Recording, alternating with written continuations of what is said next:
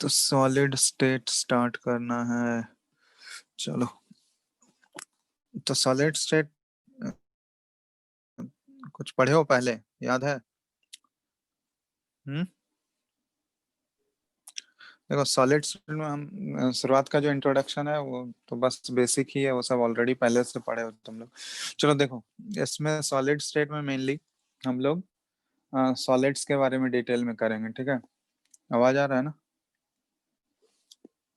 Yes sir, आ रहा है। हम्म। तो सॉलिड के बारे में तो कैरेक्टरिस्टिक सॉलिड का पढ़े ही हो गया।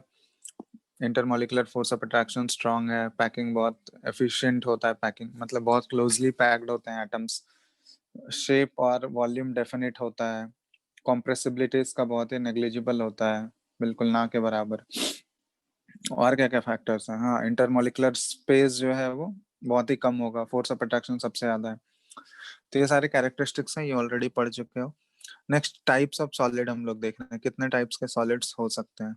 तो अलग अलग टाइप्स के सॉलिड होते हैं डिपेंडिंग ऑन किस टाइप का फोर्स उसमें एक्ट कर रहा है।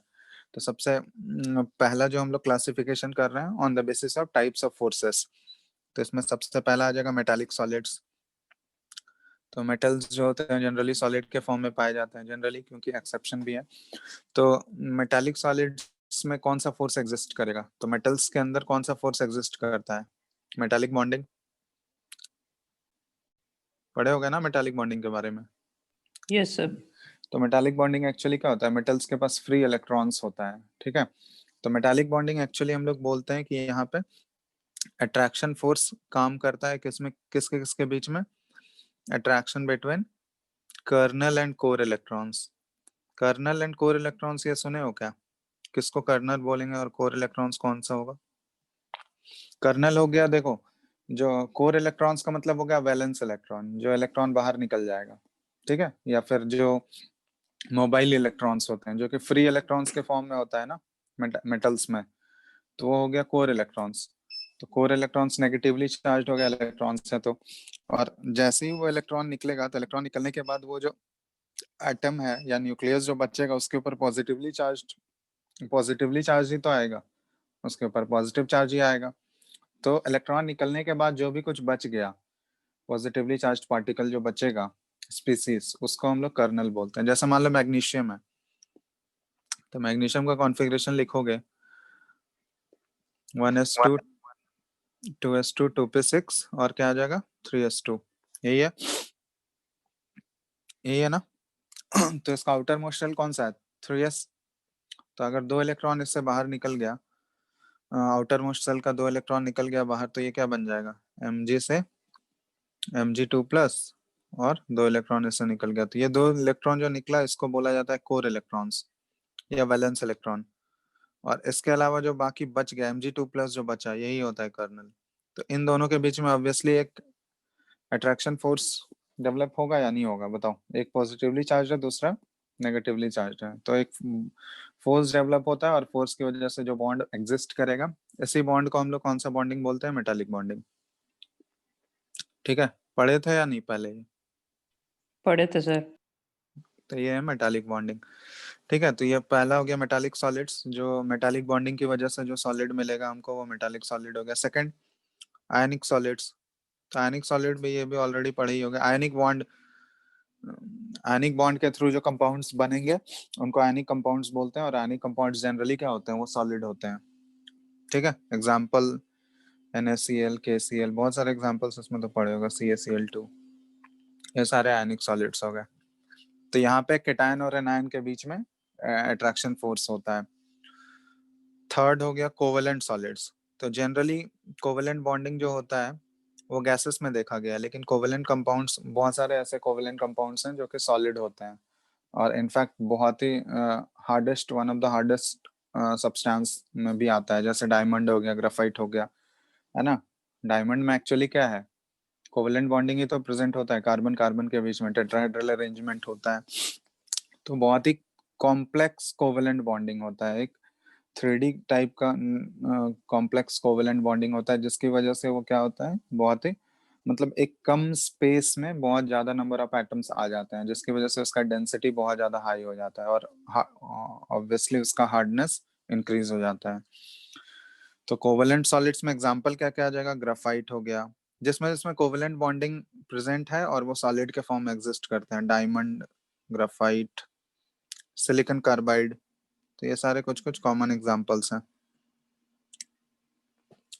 कोवेलेंट सॉलिड्स के। तो कोवेलेंट सॉलिड्स के अंदर कौन सा बॉन्ड एग्जिस्ट करेगा? Covalent bonding. फोर्थ जो होता है मॉलिक्यूलर सॉलिड्स।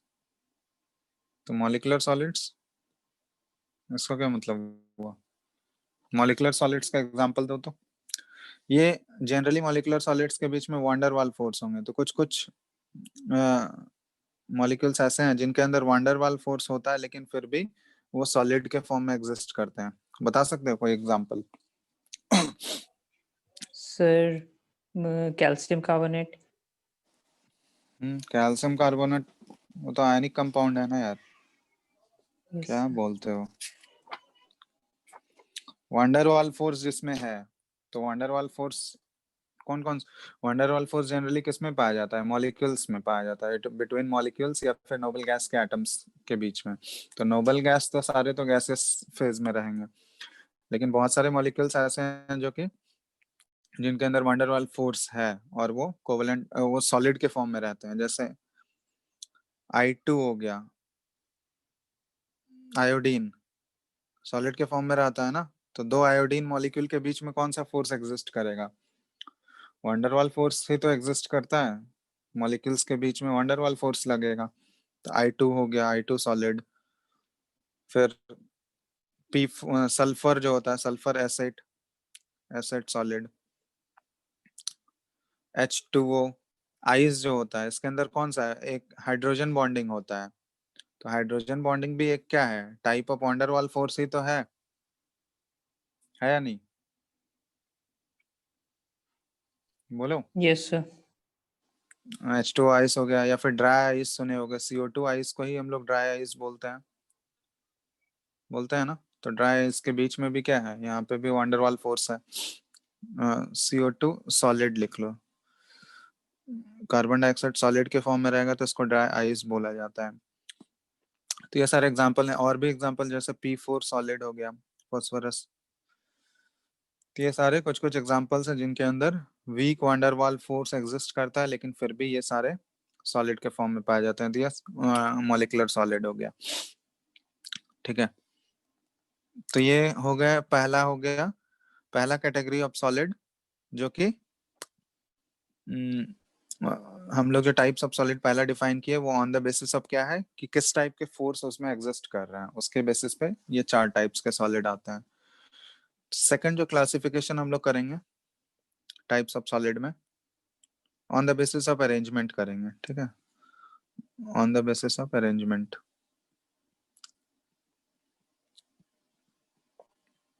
तो इसमें जो है ना, दो टाइप के सॉलिड मिलते हैं on the basis of arrangement. एक होता है क्रिस्टलाइन और दूसरा होता है एमॉर्फस। ये भी सुने होगे तुम लोग, क्रिस्टलाइन और एमॉर्फस। क्या डिफरेंस है इन दोनों में, बताओ? क्रिस्टलाइन और एमॉर्फस, ये दोनों सॉलिड के ही टाइप हैं इन दोनों में, लेकिन उनके अरेंजमेंट, एटम्स के अरेंजमेंट के बेसिस पे डिफरेंस है इन दोनों में। बता सकते हो कोई क्रिस्टलाइन और एमॉर्फस में? देखो, क्रिस्टलाइन में क्या होता है ना कि एटम्स का जो अरेंजमेंट है या कंस्टिट्यूएंट पार्टिकल्स का जो अरेंजमेंट है वो बहुत ही लॉन्ग रेंज तक वो ऑर्डर्ड में रहेगा, ठीक है। तो यहाँ पे लिख सकते हैं हम लोग कि एटम्स आर अरेंज्ड, ये क्रिस्टलाइन का है, arranged in order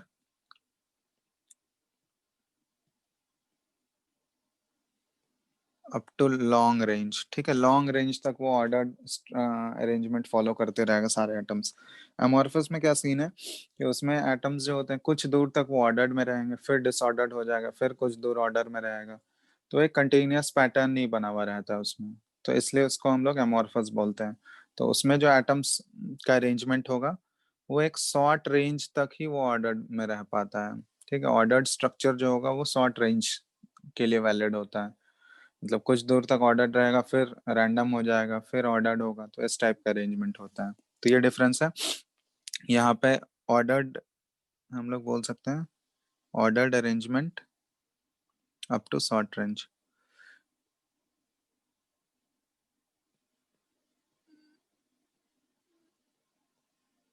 short range, ठीक है। तो ये अमॉर्फस हो गया, तो ये तो हो गया ऑन द बेसिस।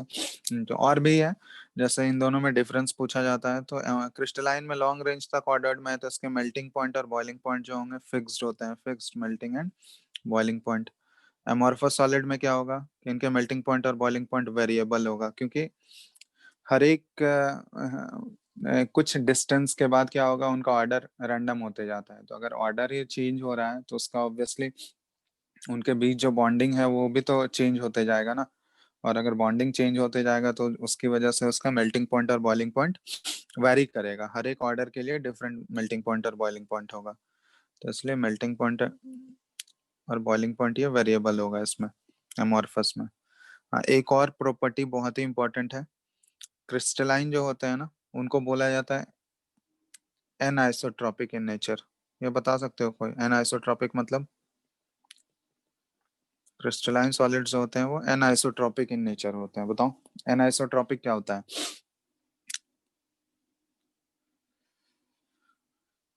बोलो बोलो जल्दी,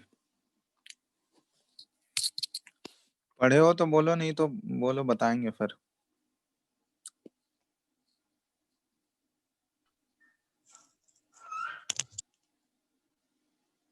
क्या पता है किसी को? बता दीजिए। हाँ, एनआइसोट्रॉपिक, देखो एनआइसोट्रॉपिक का मतलब क्या हुआ कि ये जो क्रिस्टलाइन सॉलिड, या फिर तुम लोग पढ़े होंगे कि आयनिक सॉलिड्स जो होते हैं, जो भी आयनिक सॉलिड्स होते हैं, वो पहले पढ़ चुके हो कि लैटिस बनाते हैं, ठीक है। उनका एक पर्टिकुलर पोजीशन होता है एटम्स का, थ्री डी स्ट्रक्चर होता है, उनमें एटम्स का पर्टिकुलर पोजीशन होता है, तो वो ऑक्युपाई करता है। तो एनआइसोट्रॉपिक में हम लोग बोल सकते हैं कि अगर अलग अलग डायरेक्शन में हम लोग मूव करें ना, तो क्रिस्टलाइन सॉलिड में ये देखा गया है कि कुछ कुछ फिजिकल प्रॉपर्टीज जो होते हैं वो डायरेक्शन, अगर हम लोग डिफरेंट डायरेक्शंस में मूव करें तो फिजिकल प्रॉपर्टीज का वैल्यू भी डिफरेंट आ रहा होता है, ठीक है। मतलब जैसे कुछ कुछ फिजिकल प्रॉपर्टीज हैं, जैसे रिफ्रैक्टिव इंडेक्स हो गया, ठीक है।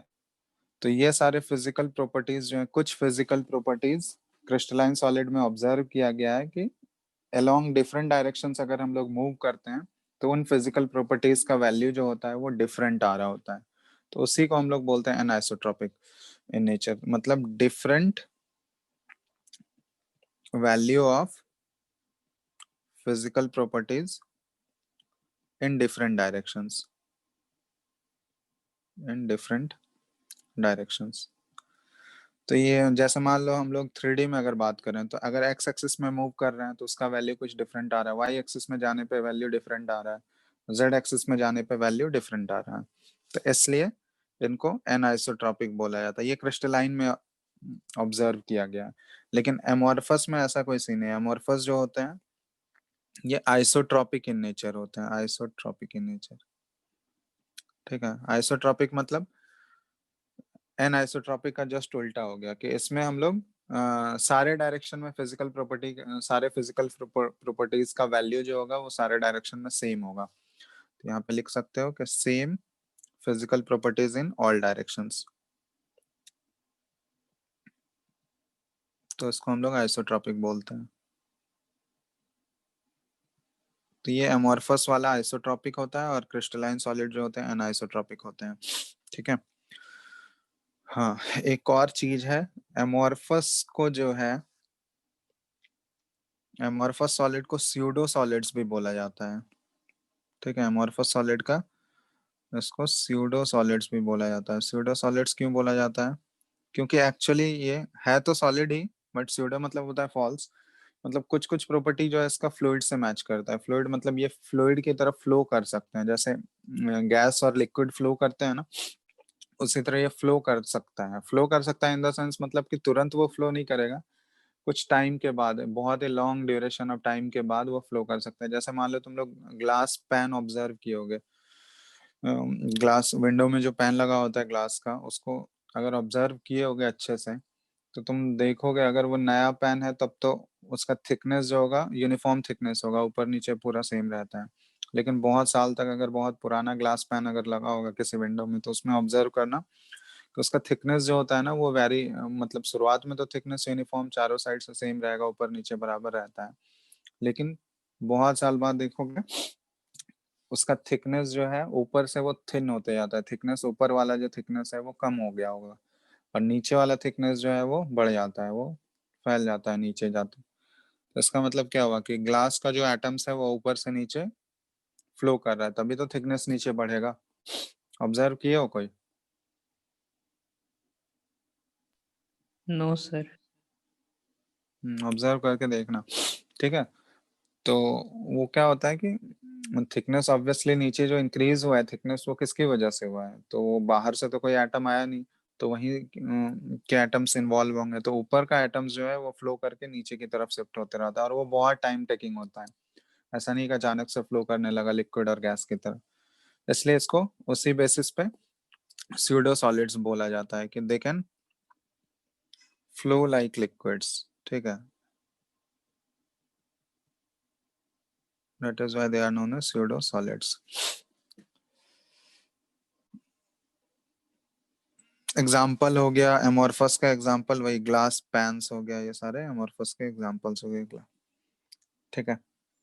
रबर हो गया, ये भी एमोर्फस का एग्जाम्पल है। प्लास्टिक हो गया, ये सारे एमोर्फस सॉलिड्स के एग्जाम्पल्स हैं, ठीक है। तो ये कुछ कुछ डिफरेंस है क्रिस्टलाइन और एमोर्फस के बीच में। एक और चीज है, एमोर्फस सॉलिड को ऑब्टेन किया जाता है रैपिड कूलिंग से। मतलब मान लो कोई भी लिक्विड है, उसका अगर बहुत ही रैपिड कूलिंग कर दोगे ना, बहुत तेजी से अगर कूल करोगे, तो वो एमोर्फस सॉलिड बनाता है। जैसे ग्लास है, तो ग्लास का जो लिक्विड फॉर्म होता है उसको बहुत तेजी से अगर कूल करेंगे ना, तो इसलिए वो ग्लास जो है एमोर्फस नेचर का होता है, क्योंकि बहुत तेजी से अगर रैपिडली कूल कर रहे हो, तो लिक्विड का जो कन्वर्जन होगा सॉलिड में, वो ऑर्डर्ड स्ट्रक्चर नहीं हो पाएगा, क्योंकि बहुत तेजी से तुम कूल कर रहे हो, स्पीडली कर रहे हो। इसका मतलब कुछ एटम्स जो है वो तो ऑर्डर्ड हो पाएंगे, उसके बाद कुछ एटम्स रैंडम हो जाते हैं, फिर कुछ एटम्स ऑर्डर्ड होते हैं, तो वो पूरा कंटिन्यूअसली ऑर्डर्ड स्ट्रक्चर नहीं मिल पाता है उस केस में। इसलिए अमॉर्फस सॉलिड का फॉर्मेशन होता है जब हम लोग रैपिड कूलिंग करते हैं, सुपर। इसलिए इनको सुपर कूल्ड लिक्विड भी बोला जाता है। जब लिक्विड को हम लोग बहुत रैपिड कूलिंग करेंगे, उसकी वजह से जो सॉलिड ऑब्टेन होगा उसको अमॉर्फस सॉलिड बोला जाता है, ठीक है। तो ये डिफरेंस है क्रिस्टलाइन और अमॉर्फस के बीच में, ठीक है। तो 3-4 पॉइंट्स हो गया, ये पूछा जाता है स्कूल एग्जाम्स में मेनली, और तो कहीं जरूरत नहीं है इसका। तो दो टाइप्स के क्लासिफिकेशन हम लोग देख लिए। पहला क्लासिफिकेशन था ऑन द बेसिस ऑफ कौन किस टाइप के फोर्सेस हैं, और दूसरा on the basis of arrangement, ठीक है। यहाँ तक नोट कर लिया हो सब लोग? देख लो एक बार। Yes sir. चलो, तो ये तो बेसिक इंट्रोडक्शन था सॉलिड्स के बारे में। अब हम लोग जो मेन चीज है इस चैप्टर का, उस पर फोकस करते हैं, जो हम लोग को पढ़ना है। तो इसमें कुछ कुछ डेफिनेशंस आएंगे या टर्म्स आएंगे, कुछ कुछ बेसिक टर्म्स। बेसिक टर्म्स में सबसे पहले आएगा लैटिस पॉइंट, ठीक है। तो ये सब ऑलरेडी पढ़े होंगे कि लैटिस पॉइंट क्या हुआ,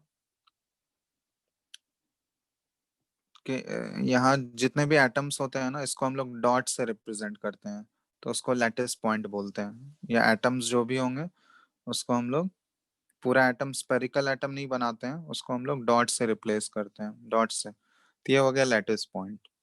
इसके बाद होता है इसमें स्पेस लैटिस।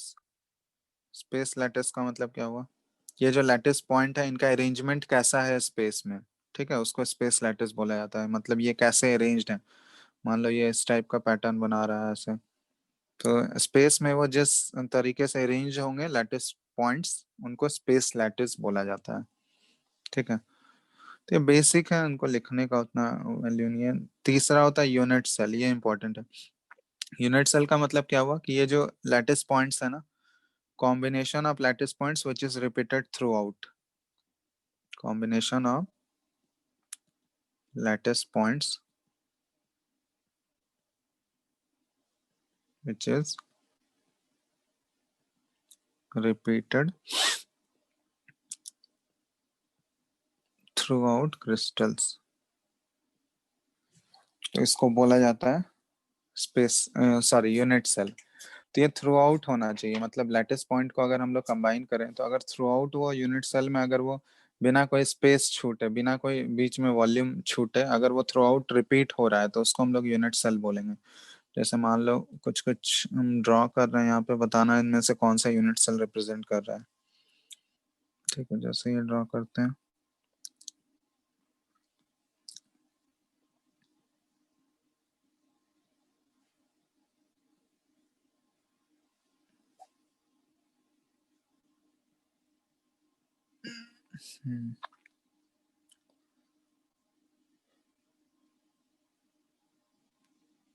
मानो ये ए है,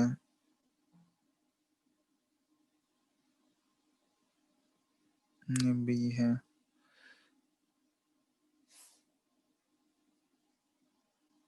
ये सी है। इन्हें बताओ तो कौन सा यूनिट सेल रिप्रेजेंट कर रहा है ए बी और सी में? यूनिट सेल को कौन रिप्रेजेंट करेगा?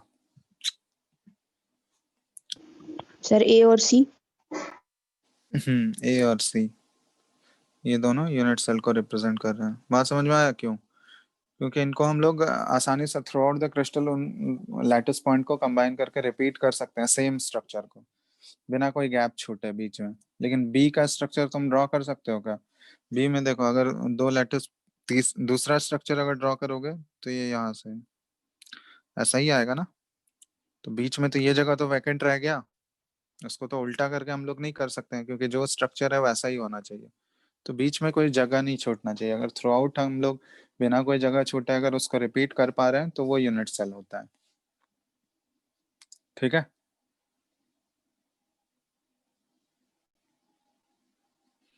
Yes sir. चलो तो ये हो गया, कुछ कुछ बेसिक टर्म्स थे जो कि इन्वॉल्व होंगे। अब हम लोग देखते हैं कितने टाइप्स के यूनिट सेल पॉसिबल हैं। ठीक है, टाइप्स ऑफ यूनिट सेल। तो इसको अलग अलग तरीके से हम लोग देख सकते हैं। पहला one dimensional unit cell. One dimensional मतलब हुआ कि सिर्फ एक ही डायरेक्शन में हम लोग मूव कर रहे हैं, वन डायमेंशनल। ठीक है, तो वन डायमेंशनल यूनिट सेल को अगर डिफाइन करना है हमको, तो इसको इसके डिफाइन करने के लिए कितने पैरामीटर्स का रिक्वायरमेंट होगा? अगर मान लो सिर्फ हम लोग एक्स ही डायरेक्शन में मूव कर रहे हैं, तो अगर हमको उन दोनों लैटिस पॉइंट्स के बीच का अगर डिस्टेंस हमको पता है तो हम डिफाइन कर सकते हैं उसको। तो वन डायमेंशनल यूनिट सेल को डिफाइन करने के लिए सिर्फ कितने पैरामीटर्स का रिक्वायरमेंट है? एक ही पैरामीटर अगर हमको पता होगा डिस्टेंस, तो हम लोग आसानी से उस यूनिट सेल को डिफाइन कर सकते हैं। तो एक पैरामीटर इसमें रिक्वायर्ड है। सेकंड केस हम लोग देख रहे हैं टू डायमेंशनल यूनिट सेल।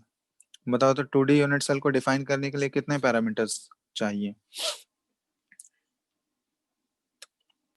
2। 2, बस 2 से काम हो जाएगा? सर 4। 4 सर। 4? क्या क्या 4? पैरामीटर्स की बात कर रहे हैं हम, कौन कौन से पैरामीटर्स रिक्वायर्ड होंगे? टोटल 3 पैरामीटर से हो जाएगा ना। 2 डायमेंशनल है, मतलब 2 तो हमको एक्सेस मूव करना है, तो 2 तो डिस्टेंस वाला पैरामीटर चाहिए हमको। और एक क्या चाहिए? उन दोनों के बीच का एंगल भी तो चाहिए होगा। समझ में आ रहा है? एक लेंथ चाहिए हमको, एक विड्थ चाहिए। तो 2 पैरामीटर तो लेंथ वाला हो गया, तीसरा एंगल जानोगे तभी तो उन दोनों के बीच में रिलेशन निकाल पाओगे। Yes sir. तो कितने पैरामीटर्स हो गए डिफाइन करने के लिए? 3 3। पैरामीटर्स। 3 पैरामीटर में क्या हो गया? एक ए हो गया जो कि लेंथ, बी हो गया विड्थ, और तीसरा थीटा, उन दोनों के बीच का एंगल। ठीक है, तो इसके बेसिस पे अलग अलग डिफरेंट टाइप्स के यूनिट सेल पॉसिबल हो सकते हैं। स्क्वायर हो गया, ये सबके आपस में रिलेशन तो जानते ही हो तुम लोग। रेक्टेंगल हो गया, रेक्टेंगुलर हो गया, तीसरा हेक्सागोनल होता है। तो जनरली ऐसा पाया जाता है। अब हेक्सागोनल में भी बहुत सारे, मतलब हम लोग पॉलीगन्स में भी बहुत सारा शेप्स होता है, सारा कंसिडर नहीं करते हैं। ठीक है, जिन जिन में मोस्टली पाया जाता है वो सब है। तो स्क्वायर हो गया, रेक्टेंगुलर होता है, हेक्सागोनल होता है, फोर्थ होता है रोम्बिक, रोम्बिक में भी पाया जाता है, और फिफ्थ हो गया पैरेललोग्राम। तो सबका रिलेशन तो पता ही है ना आपस में, लेंथ और विड्थ में क्या रिलेशन होता है और एंगल कितना होता है। स्क्वायर में a इक्वल टू बी होगा, थीटा 90 डिग्री होगा, रेक्टेंगल में a not equal to B, है ना? ये सब तो पता ही है ना, ये सब तो बताने की जरूरत है नहीं। तो 2 डायमेंशनल यूनिट सेल में 3 पैरामीटर्स रिक्वायर्ड है, और जनरली ये सारे डिफरेंट टाइप्स हो सकते हैं पॉसिबल यूनिट सेल। तो इनसे रिलेट हमको काम नहीं है, मेन हमको जरूरत है 3D यूनिट सेल का, जो हमको इस चैप्टर के लिए रिक्वायर्ड है, 3 डायमेंशनल यूनिट सेल। तो ये कितने होंगे वो हमको जानना है। तो इसको डिफाइन करने के लिए बताओ कितने पैरामीटर्स लग जाएंगे, कितने पैरामीटर्स रिक्वायर्ड होंगे 3D यूनिट सेल को डिफाइन करने के लिए?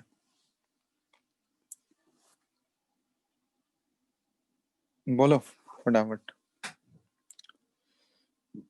सर 5। 5? 5 या 6? अरे यहाँ पे तो 3 तुम्हारा डिस्टेंस वाला ही हो जाएगा, ए बी सी, एक लेंथ विड्थ और हाइट। अब उसके बाद तीनों के बीच में एंगल भी तो चाहिए, 3 एंगल हो जाएगा ना ए बी यस के सर, बीच में। 6 6 6। तो 3 तो हो गया डिस्टेंस वाला, और 3 एंगल अल्फा बीटा और गामा, इसको ऐसे रिप्रेजेंट करते हैं हम लोग। यही हुआ ना? तो टोटल कितने पैरामीटर्स लग जाएंगे उसको डिफाइन करने के लिए? 6 पैरामीटर्स 3D। अब 3D यूनिट सेल के टाइप्स जो है ये इंपॉर्टेंट है, और ये टाइप्स हम लोग को याद रखना है, मतलब कितने पॉसिबल है, ठीक है। तो और इन सब के पैरामीटर्स के बीच में क्या रिलेशन होता है वो भी याद रखना है, क्योंकि डायरेक्टली क्वेश्चन आता है। तो सबसे पहला देखो, क्यूबिक यूनिट सेल। तो क्यूबिक यूनिट सेल में रिलेशन तुम लोग को पता ही होगा, A equal to B equal to सी, और alpha equal to beta equal to gamma equal to 90 degree. ये तो सबसे आसान है। तो फर्स्ट क्यूबिक के फॉर्म में होता है। नेक्स्ट होता है टेट्रागोनल।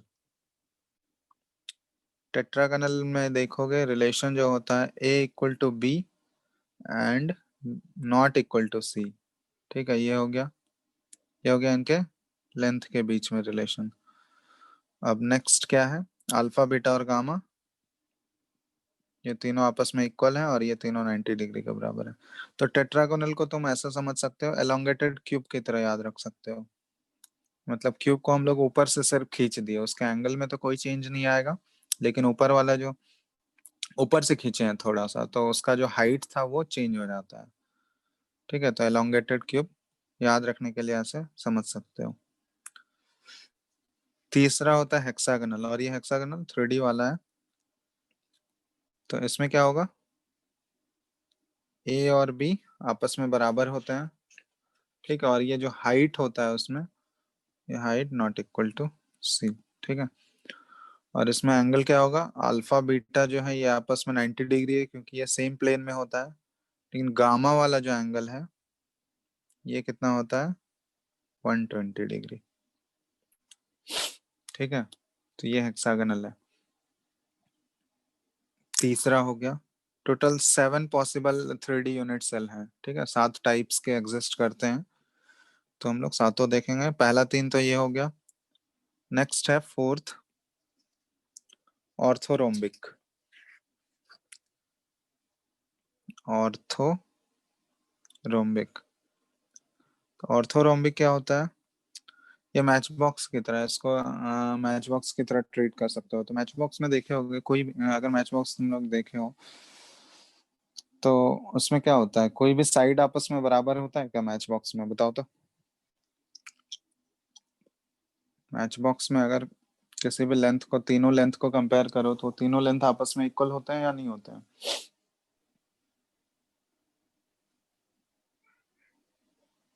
नहीं होते सर। तो ये उसी तरह है, मैच बॉक्स की तरह कोई भी लेंथ आपस में इक्वल नहीं होगा, a not equal to b not equal to c, ठीक है। लेकिन सारे एंगल्स मैच बॉक्स में क्या है? बराबर हैं। और सारे एंगल्स किसके इक्वल है? 90 डिग्री, क्योंकि सारा एक दूसरे के परपेंडिकुलर होता है, ठीक है। इसको याद रखने के लिए लाइक मैच बॉक्स समझ सकते हो। ऑर्थोरोम्बिक हो गया ये। फिफ्थ है रोम्बोहेड्रल, ठीक है। फिफ्थ हो गया रोम्बोहेड्रल।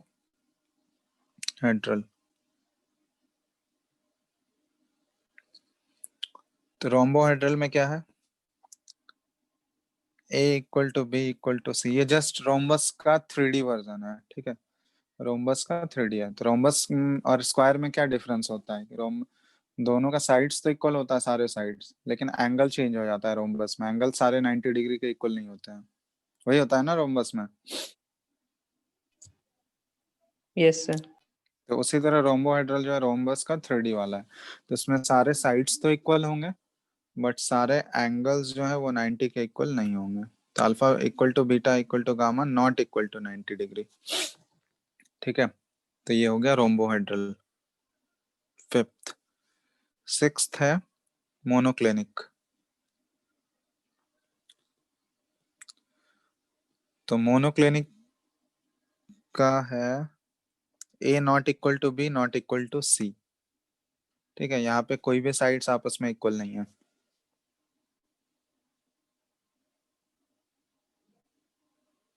और एंगल के बीच में रिलेशन है, अल्फा और बीटा जो है ये 90 डिग्री का इक्वल होता है और गामा जो है ये नॉट इक्वल टू 90 डिग्री। ठीक है,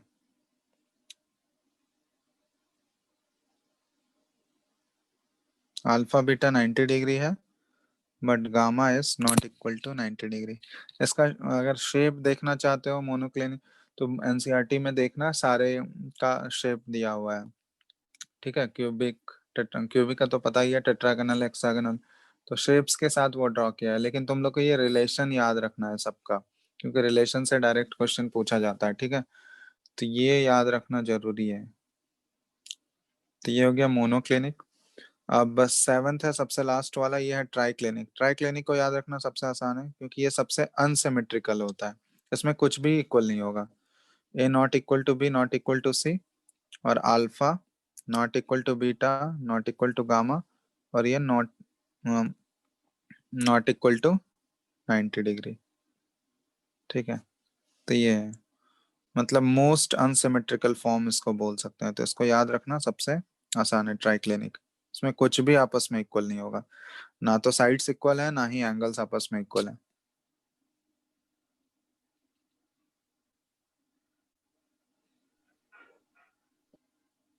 ठीक है, तो टोटल ये 7 आ गए, cubic, tetragonal, hexagonal, orthorhombic, rhombohedral, monoclinic, triclinic.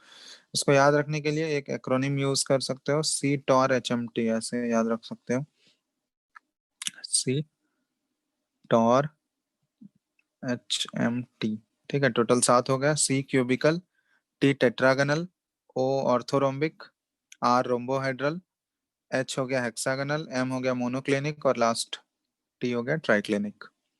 ठीक है, तो टोटल 7 आ गए यहाँ पे, C tor H M T है। ठीक है, C cubical, T tetragonal, orthorhombic, rhombohedral, hexagonal, monoclinic और ट्राइक्लिनिक।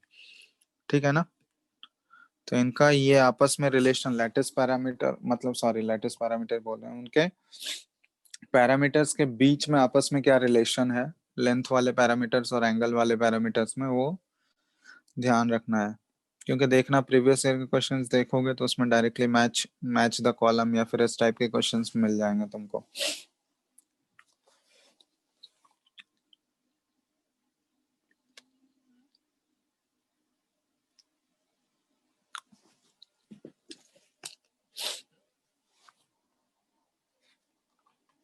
ठीक है,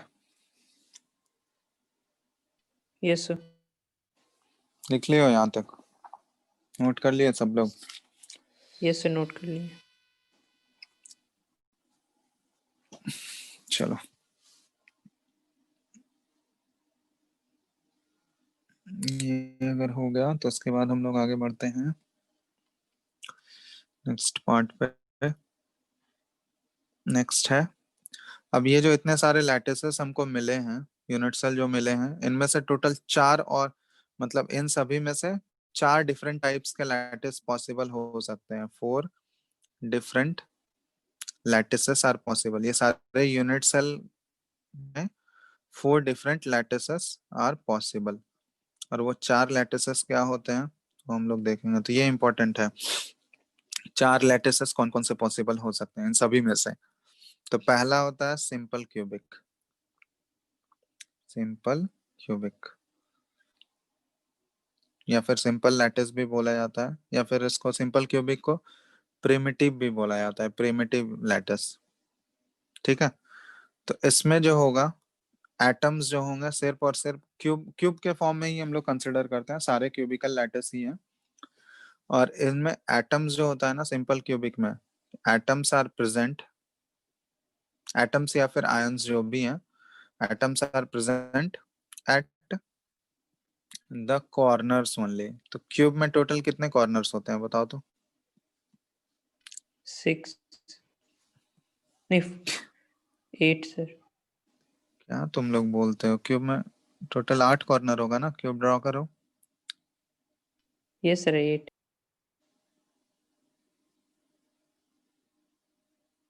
तो सिंपल क्यूबिक में अरेंजमेंट ऐसा, क्यूब ड्रॉ कर लो। इसके बाद यहाँ पे एटम्स जो मिलेंगे सिर्फ और सिर्फ कॉर्नर पे, सारे कॉर्नर पे एक एक एटम मिलेगा तुमको। ठीक है, तो ये सिंपल क्यूबिक का है। सिंपल क्यूबिक लैटिस मतलब सारे कॉर्नर्स पे इस तरह से एक एक एटम है, मतलब कॉर्नर को सेंटर मानते हुए। ठीक है, मतलब वो जो स्पेरिकल होगा वो तो 3D में होगा ना पूरा, समझ रहे हो ना? विजुलाइज करना, यहाँ 2D में शो करना मुश्किल है, तो वो इसको विजुलाइज करना, वो 3D में है पूरा, वो स्पीयर की तरह है। और उसका सेंटर क्या है? सेंटर वही होगा जो क्यूब का कॉर्नर है, स्पीयर का सेंटर जो क्यूब का कॉर्नर है वो सेंटर होगा। ठीक है, समझ रहे हो ना बात? तो ये हो गया सिंपल क्यूबिक अरेंजमेंट। अब अगर तुमसे पूछा जाए कि सिंपल क्यूबिक में अगर कोई एटम्स, या सिंपल क्यूबिक में अगर तुमसे पूछा जाए कि कोई भी कॉर्नर एटम है, कि एटम मान लो किसी एक कॉर्नर पे अगर कोई एटम प्रेजेंट है, तो उस क्यूब के लिए उस कॉर्नर एटम का कंट्रीब्यूशन कितना होगा? वो पूरा पूरा तो, कोई भी कॉर्नर एटम पूरा पूरा तो उस क्यूब में नहीं है, कुछ पार्ट ही उसका उस क्यूब में आ रहा है ना, बताओ। Yes sir. पूरा एटम आ रहा है क्या? वो कॉर्नर वाला कोई भी एटम अगर लोगे, किसी एक एटम को, कॉर्नर वाले एटम को कंसिडर करो, उस एटम का पूरा पोर्शन 100% उस क्यूब में आ रहा है क्या? No sir. नहीं आ रहा है, कुछ पार्ट ही आ रहा है। तो वो कितना पार्ट आ रहा है वो बता सकते हो कोई? सर 1/8। 1/8। ये बात सबको समझ में आ रहा है या नहीं बताओ? क्योंकि ये समझना जरूरी है कि ये सब जरूरत पड़ेगा। बोलो, कोई भी कॉर्नर एटम का कंट्रीब्यूशन उस क्यूब के लिए कितना होगा? 1/8 होगा या नहीं होगा बताओ? किसी को डाउट है तो बताओ कैसे है?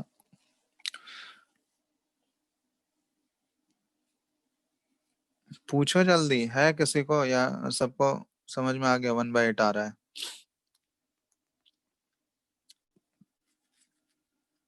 अब कोई रिस्पॉन्ड ही नहीं करेगा।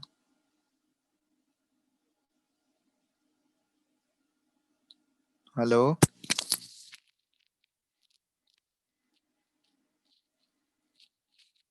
हेलो, आवाज नहीं आ रहा है क्या? आ रहा है सर। अरे बताओ, किसी को कोई दिक्कत है 1/8 से तो बताओ, बताएंगे फिर। या फिर सबको समझ आ गया तो बोल दो, क्योंकि ये समझना इम्पोर्टेंट है।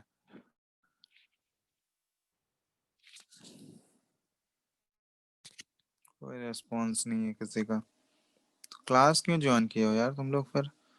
हेलो, अब एक एक करके पूछना पड़ेगा सबसे।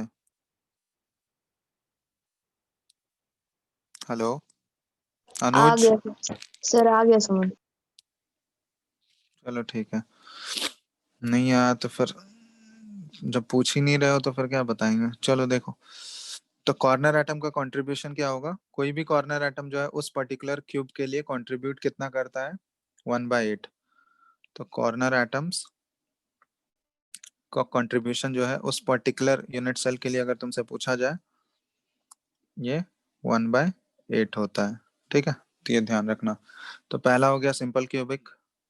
नेक्स्ट जो है सिंपल क्यूबिक लैटिस, सेकंड जो है इसमें वो होता है बॉडी सेंटर्ड यूनिट सेल या body centred lattice. Body centred cubic है क्योंकि क्यूबिक के केस में ही बात कर रहा है लैटिस। इसको बीसीसी लैटिस भी बोला जाता है, बॉडी सेंटर्ड क्यूबिक। तो इसमें एटम्स का अरेंजमेंट कैसे होगा? जैसे क्यूब है तो एटम्स कॉर्नर पे तो होगा ही, सारे कॉर्नर पे जैसे सिंपल क्यूबिक में था।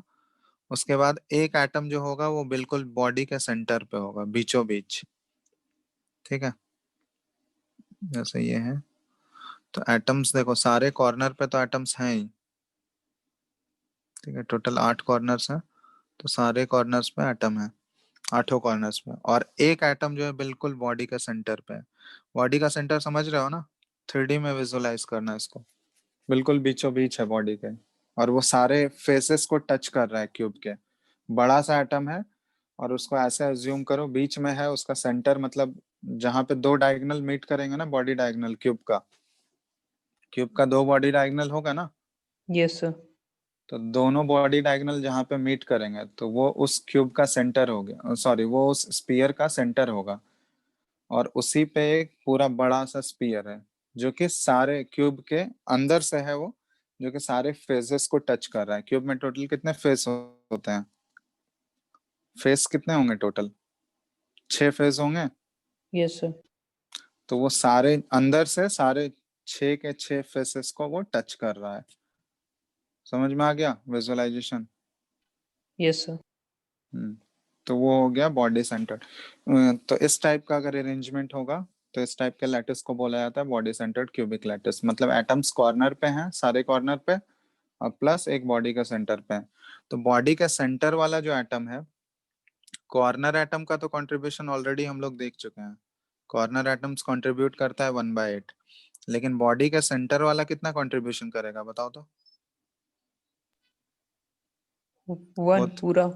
पूरा पूरा वो उसी में 100% वॉल्यूम तो उसका एटम के, सॉरी उस क्यूब के अंदर ही है ना, तो बॉडी का सेंटर वाला जो एटम है वो तो पूरा उसी यूनिट सेल में है या उसी क्यूब के अंदर है, तो उसका कंट्रीब्यूशन तो फ्रैक्शन में अगर देखें तो पूरा पूरा 1 ही होगा। ठीक है, तो ये सेकंड हो गया बॉडी सेंटर्ड क्यूबिक लैटिस। तीसरा हम लोग देख रहे हैं इसमें फेस सेंटर्ड क्यूबिक लैटिस। तो फेस सेंटर्ड में क्या है, यहाँ पे एटम्स कहाँ कहाँ मिलेगा तुमको, तो देखो सारे कॉर्नर्स पे तो रहेंगे ही, और हर एक फेस के सेंटर पे होगा। तो क्यूब में ऑलरेडी हम लोग देख ही चुके हैं कितने फेस हैं टोटल, 6. 6 फेस हैं, तो सारे फेस का जो सेंटर होगा ना वहां पे एटम है। इसमें एटम्स का अरेंजमेंट देखो, सारे कॉर्नर्स पे एटम है,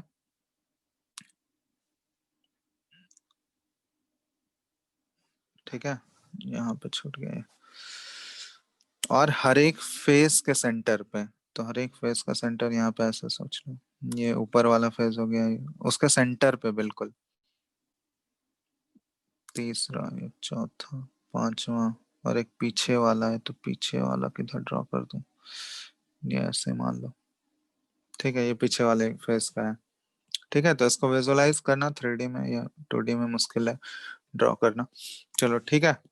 तो ये हो गया एटम्स कहाँ कहाँ प्रेजेंट होगा फेस सेंटर्ड में, इसको FCC यूनिट सेल बोला जाता है, फेस सेंटर्ड क्यूबिक या FCC लैटिस। तो एटम्स कहाँ प्रेजेंट होगा, atoms are present at the corners and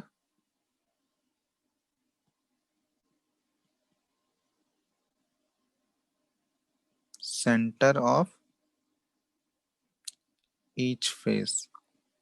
ठीक है, चलो तो ये हो गया फेस सेंटर्ड लैटिस या face centred cubic lattice. Atoms का ये पोजीशन हो गया। अब यहाँ पे एक चीज ध्यान देना कि पहला वाला जो सिंपल क्यूबिक था, उसमें सिंपल क्यूबिक में क्या है कि सिर्फ कॉर्नर पे ही एटम है, तो यहाँ पे सारे कॉर्नर एटम्स जो है ना आपस में कांटेक्ट में रहते हैं सिंपल क्यूबिक में, ठीक है, क्योंकि बीच में या बॉडी के सेंटर पे उस समय कोई एटम नहीं है, या फेस के सेंटर पे भी कोई एटम नहीं है, तो इसमें सारे कॉर्नर एटम्स जो है एक दूसरे को टच कर रहे होते हैं सिंपल क्यूबिक में, सभी कॉर्नर एटम्स एक दूसरे को टच कर रहे होते हैं। लेकिन बॉडी सेंटर्ड में क्या होता है कि जैसे ही बॉडी के सेंटर पे अगर एटम आ गया तो उसकी वजह से क्या होगा, कॉर्नर एटम्स यहाँ पे आपस में कांटेक्ट में है क्या बताओ, BCC में No, कॉर्नर एटम sir. नहीं है, कॉर्नर एटम अब अलग हो गया क्योंकि बॉडी के सेंटर पे एक एटम आ गया है, तो उससे कॉर्नर एटम्स के बीच में डिस्टेंस आ गया, और कॉर्नर एटम्स BCC में कांटेक्ट में नहीं होते हैं, लेकिन सारे कॉर्नर एटम्स जो हैं उस बॉडी के सेंटर वाले एटम को टच कर रहे हैं या नहीं, बताओ। यस सर, कर रहे हैं। सारे कॉर्नर एटम जो है उस बॉडी के सेंटर में जो एटम है उसको टच कर रहा होगा, किसी ना किसी पॉइंट पे उसको टच कर रहा होगा। ठीक है, तो वो विजुअलाइज करके तुमको सोचना होगा। लेकिन कोई भी कॉर्नर एटम आपस में कांटेक्ट में नहीं है, लेकिन उस बॉडी के सेंटर वाले एटम से वो कांटेक्ट में है। तो ये बीसीसी वाला केस है। फेस सेंटर्ड में बताओ, एफसीसी में यहाँ भी ये देखो, यहाँ भी कॉर्नर एटम आपस में कांटेक्ट में होगा क्या? No sir. नहीं होगा, क्योंकि हर एक फेस के सेंटर पे एक एटम आ गया, तो उसकी वजह से कॉर्नर एटम सेपरेट एटम तो आपस में कांटेक्ट में नहीं है, लेकिन सारे कॉर्नर एटम जो है उस फेस के सेंटर पे जो एटम होगा उसके कांटेक्ट में होगा। जैसे मान लो ऊपर सीलिंग वाला केस कंसिडर करो, तो सीलिंग का जो 4 कॉर्नर है और सीलिंग के जो सेंटर पे एटम होगा, सीलिंग जो है उसके सेंटर पे जो एटम होगा, तो वो चारों कॉर्नर एटम उस सीलिंग वाले सेंटर के एटम से कांटेक्ट में है या नहीं है? होगा ना। यस सर है। तो उसी टाइप का केस है, कॉर्नर एटम्स एक दूसरे को टच नहीं करेंगे, लेकिन सारे कॉर्नर एटम्स जो हैं फेस के सेंटर पे जो एटम है उसके कांटेक्ट में रहेगा। तो ये एफसीसी वाला केस है। तो अब यहाँ बताना, यहाँ जो कॉर्नर एटम्स हैं, तो कॉर्नर एटम्स का कंट्रीब्यूशन तो 1/8 ही होगा, लेकिन फेस के सेंटर पे जो एटम है उसका कंट्रीब्यूशन कितना होगा, बताओ तो। 1/2।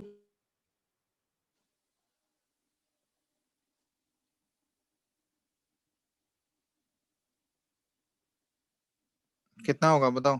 1/2 होगा। ये सोच सकते हो 1/2 क्या है? 1/2 में प्रॉब्लम है किसी को? क्योंकि वो 2 क्यूब में मिलके शेयर हो रहा है, क्योंकि वो फेस के सेंटर वाला जो एटम होगा ना, उसका पूरा पूरा पोर्शन जो है उस पर्टिकुलर क्यूब में नहीं आ रहा है, वो 2 क्यूब में मिलके शेयर हो रहा है, कोई भी 2 क्यूब में। तो उसका तो 50% ही आ रहा है ना एटम का, किसी एक क्यूब के लिए अगर कंसिडर करें, तो इसलिए यस उसका सर। उस क्यूब के लिए कंट्रीब्यूशन क्या हो जाएगा, 1/2 हो जाएगा। तो कोई भी फेस सेंटर्ड एटम है तो उसका कंट्रीब्यूशन हाफ होता है, और कॉर्नर एटम का कंट्रीब्यूशन 1/8 है। तो ये हो गया फेस सेंटर्ड क्यूबिक लैटिस। इसमें एक लास्ट है, 4 लैटिस पॉसिबल है ना। फोर्थ जो होता है यह है एंड फेस सेंटर्ड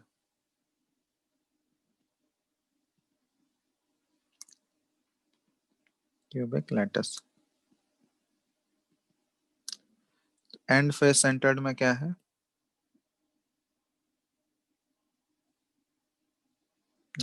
इस तरह का है।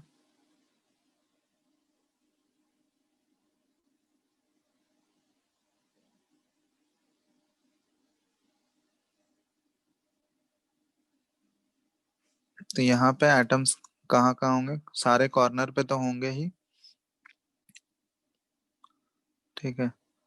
और कोई भी 2 अपोजिट एंड, मतलब अपोजिट फेजेस, कोई भी 2 फेजेस, यहाँ पे सारे फेज के सेंटर पे नहीं होगा, कोई भी 2 अपोजिट फेज। जैसे मान लो अगर हम लोग सीलिंग कंसिडर कर रहे हैं, तो सीलिंग के सेंटर पे एक एटम दे दिए, और सीलिंग का अपोजिट फेज कौन सा है, सीलिंग के जस्ट अपोजिट में कौन सा फेज है, रूफ होगा, फ्लोर। फ्लोर, सॉरी रूफ बोल रहा, फ्लोर होगा ना। Yes sir. तो फ्लोर के सेंटर पे, तो बस कोई भी 2 अपोजिट फेसेस के सेंटर पे एटम होगा।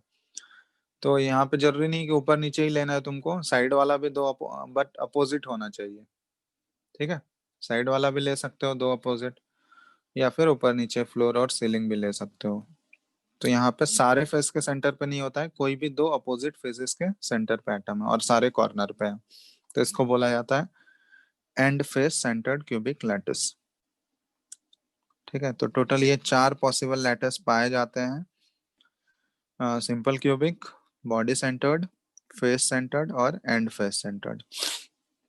ठीक है, अब सभी में अगर हम लोग कंपेयर करें, तो जो टोटल 7 था, 7 जो यूनिट सेल बना था, और ये जो 4 लैटिस हैं, अब इन सभी को मिला के टोटल 14 लैटिसेस पॉसिबल होते हैं। मतलब टोटल होना कितना चाहिए था, 7 × 4 28 होना चाहिए था ना 3D में।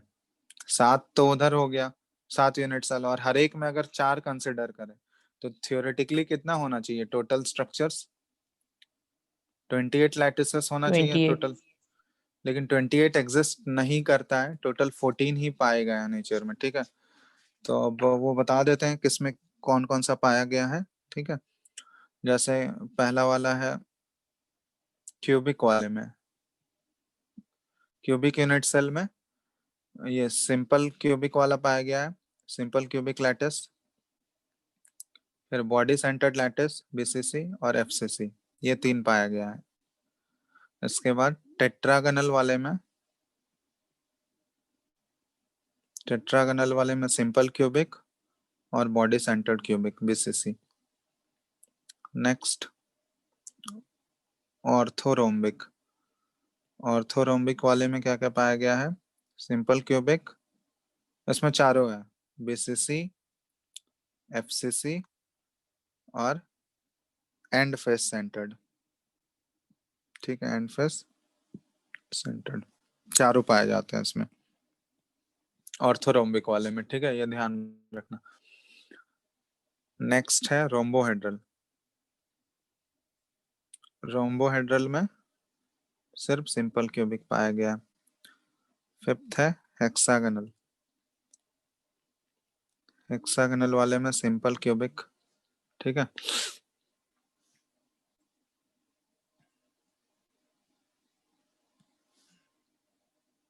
नेक्स्ट है मोनोक्लिनिक,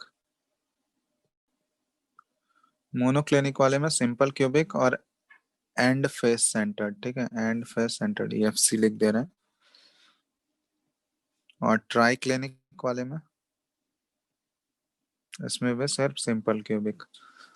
तो ये टोटल इतने ही लैटिसेस पॉसिबल है, मतलब टोटल 28 होना चाहिए थियोरेटिकली, बट नेचर में ये टोटल 14 ही, काउंट कर लो, टोटल 14 ही आ रहा है ना।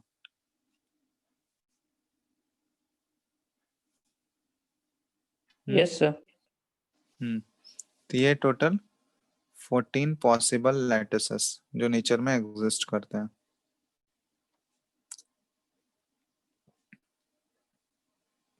ठीक है, इसलिए इनका जो साइंटिस्ट इसके बारे में पता किया था वो ब्रेवियस था, इसलिए इनको ब्रेवियस लैटिस भी बोला जाता है।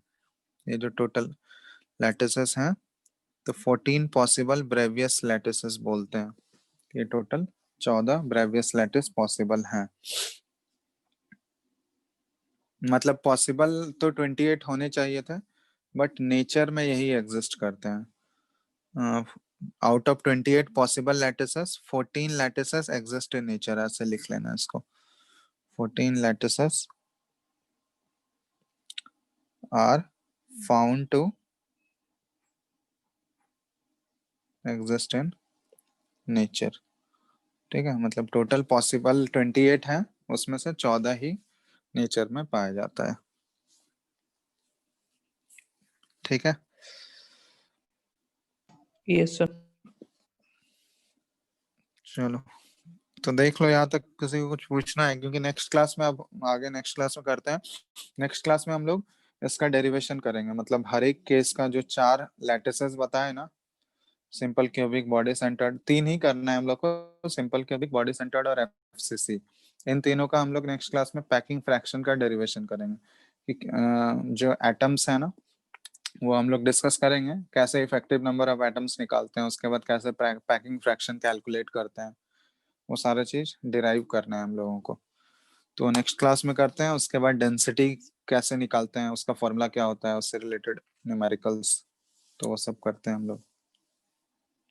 ठीक है, तो देखो अगर किसी को इतने में डाउट है तो बताओ, नहीं तो आगे नेक्स्ट क्लास में करेंगे। किसी को कुछ पूछना है इसमें तो बताओ। हेलो, पूछना है किसी को?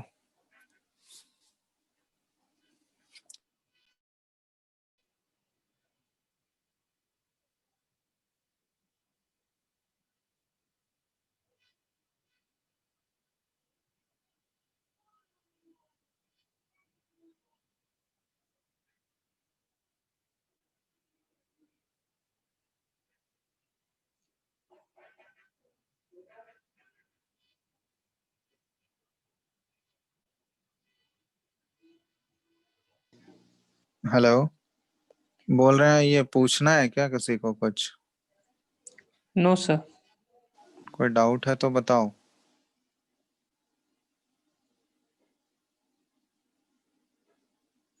नहीं डाउट है तो फिर आगे नेक्स्ट क्लास में कंटिन्यू करेंगे। अभी तो बस थियोरेटिकल ही है, आज तो न्यूमेरिकल कर नहीं पाओगे, नेक्स्ट क्लास से न्यूमेरिकल करने लगोगे, ठीक है? तो नेक्स्ट क्लास से क्लास में भी कराएंगे कुछ, उसके बाद आगे करते हैं। चलो ठीक है, कुछ Thank you. पूछना नहीं है ना? No, sir. चलो ठीक है, thank you. Thank you, sir.